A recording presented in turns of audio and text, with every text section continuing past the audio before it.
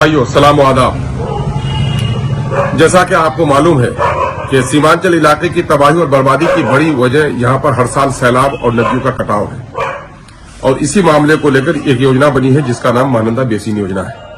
हम सबों को यह उम्मीद थी कि इस योजना के जरिए से हमारी भलाई होगी, हमारी नदियों के कटाव को रोका जाएगा और सैलाब को से तबाही से भी बचाने की कोशिश की जाएगी।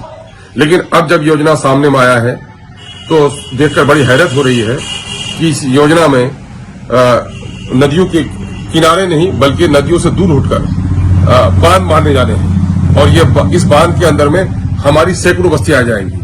खासकर जो डोक है, कनकई है, महानंदा है, परमान है, मेची है, बकरा है, इन सारी नदियों में बांध बांधने का प्रोग्राम है और इस अभी जो पानी आ रहा है वो पानी हमारा फैल जा रहा है जिसकी वजह से सैलाब से तबाही हमारी कम होती है। लेकिन बांध बांधने के नतीजे में जो बस्तियां नीचे आ जाएंगी पानी का फैलना मुश्किल हो जाएगा और नतीजा होता है कि 1 मीटर पानी अगर आता है तो वो 3 मीटर कहीं 4 मीटर हो जाएगा और हमारी बस्तियां डूब जाएंगी। और खुदा न खास्ता ये बांध कहीं टूट जाए, कहीं कोई काट दे बदमाशी करके, तो फिर उससे हमारी न जाने कितनी छोटी नदियां निकल जाएंगी और कितनी बस्तियां तबाह हो जाएंगी। इससे हमारी बर्बादी का अंदेशा है। सबसे बेहतर यह होता कि हमारी नदियों में सैलाब को तो एक प्राकृतिक मामला, कुदरती मामला है, उस पर बहुत ज्यादा सरकार कंट्रोल नहीं कर सकती, लेकिन कटाव के मामले में अगर बोल्डर पिच कर दिया जाए हमारी नदियों के किनारे को तो इससे हमें ज्यादा फायदा होता।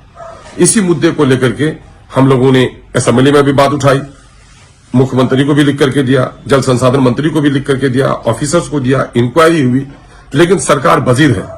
अभी 200 किलोमीटर में बांध बांधना है फेज 2 में और लगभग 1800 करोड़ का टेंडर भी हो चुका है। अंदेशा है कि जिस तरह से तीस्ता कैनाल के मामले को लेकर के बंगाल में खाओ पिकाओ अभियान चल रहा है, यह भी खाओ पकाओ अभियान होगा और हमारी बर्बादी भी होगी। इसलिए हम सबों ने मिलकर इस पर कोशिश की है और हाजी अब्दुल समान साहब एक्स में एमएलए बायसी ने इस पर पहल किया है। इसलिए हम सब की जिम्मेदारी होती है, राजनेताओं को तो आना ही है, लेकिन हम आम जनों से भी, जो चाहे वो ठाकुरगंज के हो, कोठिया के हो, किशनगंज के हो, दिगलबाग के हो, बहादुरगंज के हो, तेरागाज के हो, अमोर बैसा के हो या डगरुआ बायसी के लोग हो, सबको आना चाहिए। कटिहार के में जो लोग प्रभावित हो रहे हैं उनको आना चाहिए, अररिया में जो लोग प्रभावित हैं उनको आना चाहिए। इस मामले में हम लोग एक मरतबा फिर सरकार को अपने आंदोलन के जरिए से सुझाव देना चाहते हैं कि इसके मौजूदा जो प्रारूप है तो इसको तब्दील किया जाए। जो एस्टीमेट है इस वक्त का, इसमें सुधार लाया जाए और हमारे बांध बांधने के बजाय नदियों के किनारे में बोल्डर पिच किया जाए ताकि कटाव से बच सके। याद रखिए, अगर समय रहते हुए हम लोगों ने ये काम नहीं किया तो हमें बड़ा नुकसान होगा। हमने इस संबंध में आप लोगों की खिदमत में पर्चा भी जारी किया है, अनाउंसमेंट भी करवा रहा हूं। अमोर बैसा का एमएलए होने के नतीजे में मेरी बड़ी जिम्मेदारी होती है कि वहां के लोगों को मैं ज्यादा इसकी सूचना दूं।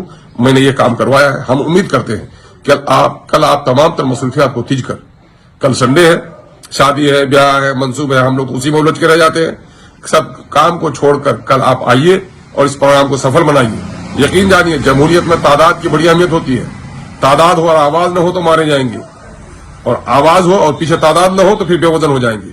कल आइए और इस योजना के बारे में एक सुधार का प्रस्ताव सरकार को देकर प्रयास करने में सहयोग कीजिए। हम उम्मीद करते हैं आप अपनी तमाम तर मसरूफियात को छोड़कर कल दिन के 10 बजे चरिया मैदान बायसी में हाजिर होकर इस मौजूदा वक्त के इस योजना के प्रारूप के खिलाफ अपनी आवाज को बुलंद करेंगे।